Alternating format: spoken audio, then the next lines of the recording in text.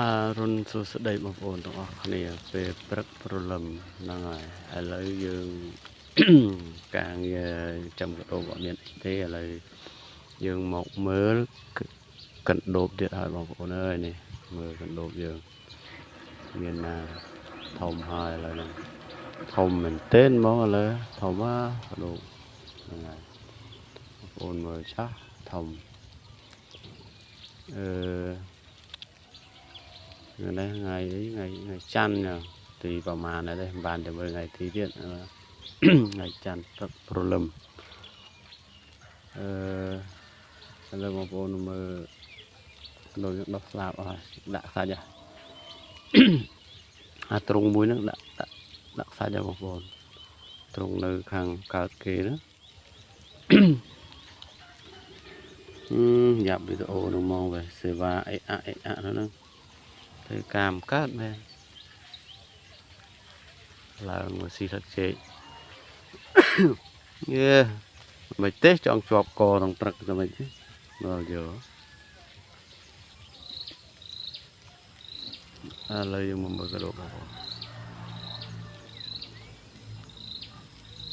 ធំដល់បងប្អូនអើយមែនទេឥឡូវនេះហើយដាក់សាច់បានមកទ្រុងឥឡូវនៅទ្រុង1 2ទៅទ្រុង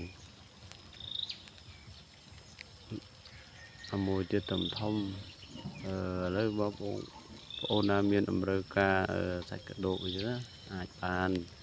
អាច10ថ្ងៃកន្លះខែទៀតអត់បានហ្នឹងហើយព្រោះយើងធ្វើតិចវាមិនបានច្រើនអត់មានធនធានហ្នឹងហើយអញ្ចឹងយើងធ្វើតាមដំណើរតាមលក្ខណៈគ្រួសារហ្នឹងហើយ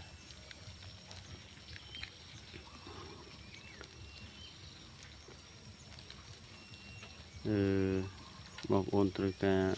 សាច់កដោបកដោបស្រស់កដោបបំពងយើងលក់តាមតម្លៃធូរថ្លៃបងប្អូនហ្នឹងហើយលេខចាំមើលដាក់នៅលើហ្នឹងបងប្អូននោះឈ្មោះតសេនៅក្នុង YouTube ហ្នឹងហើយវាយតាម YouTube ក៏បានដែរនឹងចេញហើយ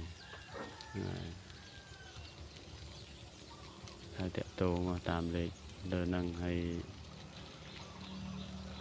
បងមានតម្រូវការពងពូជក៏បានដែរហ្នឹងហើយមានទៀតពងពូជ